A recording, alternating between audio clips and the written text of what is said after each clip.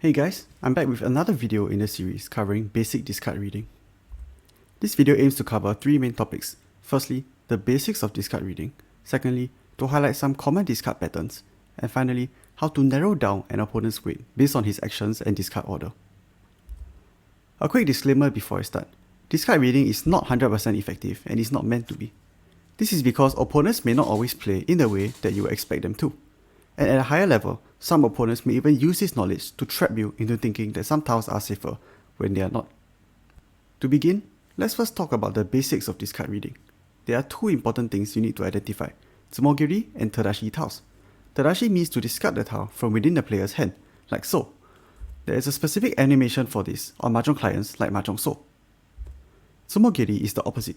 It means to discard the tile that was just drawn, like so. Take note of the difference in the animation. In most online clients like Mahjong So, when looking at the replay log, Tsumogiri tiles will be grayed out and Tadashi tiles will be brighter.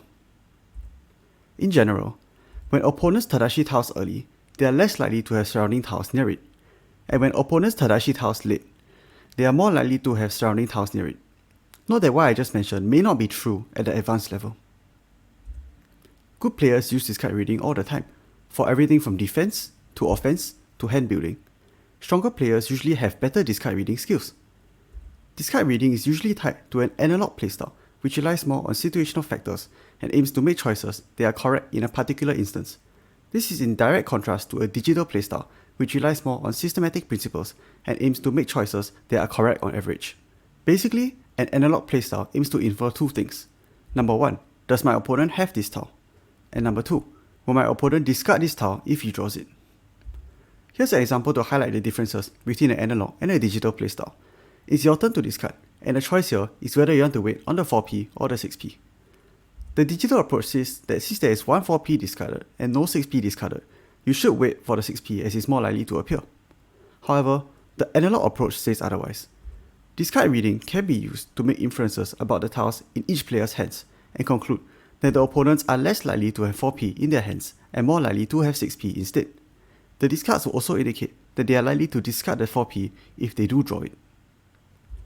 As you can see, discard reading is difficult and it takes a lot of experience to understand and apply correctly. However, every journey begins with a single step, and the first step to understanding discard reading is learning to recognize discard patterns, which I'll now talk about. Recognizing discard patterns is important so you know which tiles are more dangerous than others. Firstly, flush hands like honitsu or chinitsu, where your opponent is trying to make a hand from only one suit. This is probably the easiest pattern to recognize.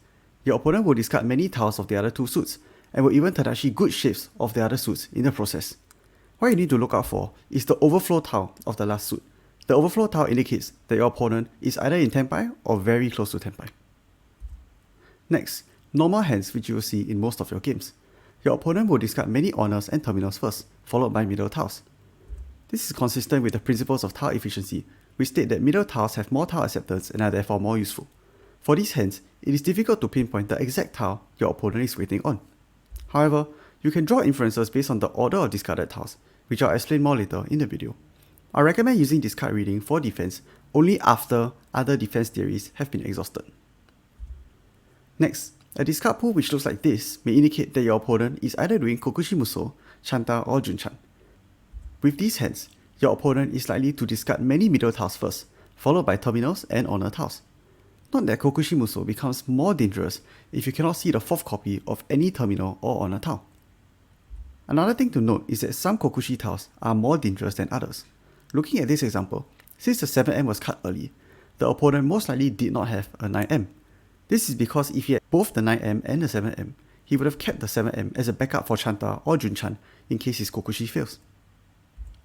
The next type of hand doesn't really have a fixed discard pool, but if an opponent is matching the discards of other players, he is more likely to be doing either Chiitoitsu or toitoi hands. This is because he is taking the digital approach and trying to maximize his chances of drawing in his pairs or his triplets. The chance of Chiitoitsu or toitoi decreases if you see an opponent discard a pair of tiles from his hand. Here, to identify what are the dangerous tiles, look out for a suspicious lack of certain tiles being discarded. For example, it would be weird if the 7p and the 9p are mostly out, but the 8p is still fresh. It could indicate that somebody is holding on to a pair of the 8p. Now that we have gone over some common discard patterns, let's look at how we can narrow down opponents' weights by making inferences about their actions and their discard order. Firstly, if an opponent declares Riichi on a safe, terminal, or on a tile, he is more likely to have a good weight or a two-sided weight. In one of my previous videos where I talk about Sakigiri, I discussed how it was common for players to keep a safe tile when they are one tile away from Tenpai, with two ramen weights in their hand. Therefore, when they draw in the tile for one of their ramen weights, they will declare Riichi and discard the safe tile. As a result, there is a higher chance for the opponent's weight to be a good two-sided weight. This is useful because you now know that the Suji tiles of the opponent's discards are safer than usual. Next, if an opponent discards a 1 tile early, he is less likely to have a 2 or 3 in his hand. This is because players with a 1p and another 2p or 3p in their hand will rarely cut the 1p first, and would rather keep it and hope to draw in the tile to complete their block. Using the same logic, if an opponent discards a 9 tile early, he is less likely to have a 7 or 8 in his hand. Next, if an opponent discards 2 numbered tiles that have 4 tiles between them, the enclosed ramen weight becomes more dangerous. Now, what do I mean by this? Take this discard pool as an example. Here, the 2s and the 7s were both discarded. The enclosed ramen weight of 3-6s therefore becomes more dangerous. This theory is called Aida Yon Ken, yon meaning 4 in Japanese. The logic behind this theory is that for opponents with this hand shape, as their hand progresses, they will discard both the tiles at the edges to avoid overlapping tile acceptance.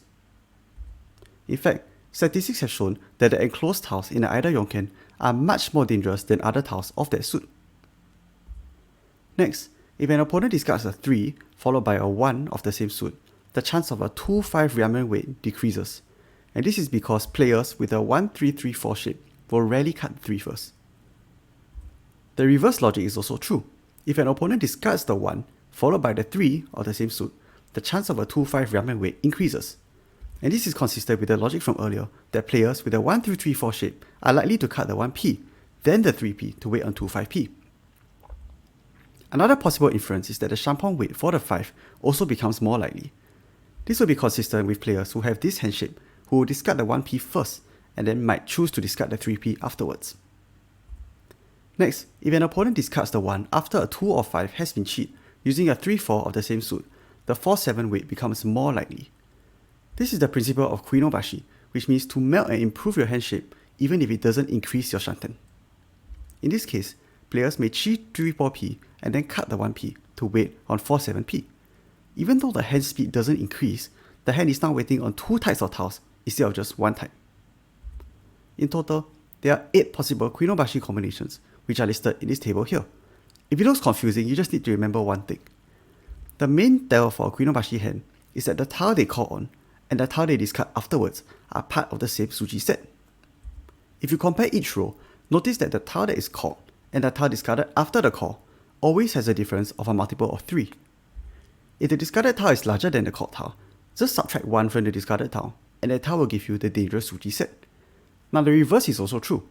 If the discarded tile is smaller than the called tile, just add 1 to the discarded tile, and that tile will give you the dangerous Suji set. Once again, the statistics prove that the Kuinobashi technique can help you identify which tiles are likely to be more dangerous. The techniques I talked about so far are only the tip of the iceberg. There are many other sources of literature that talk about more in-depth theories, and I would really recommend reading these guides above if you're interested in finding out more. As always, if you want to see more of such videos, do leave a like and subscribe. It really helps a lot with the YouTube algorithm and helps this video get recommended to more people. Thanks for watching.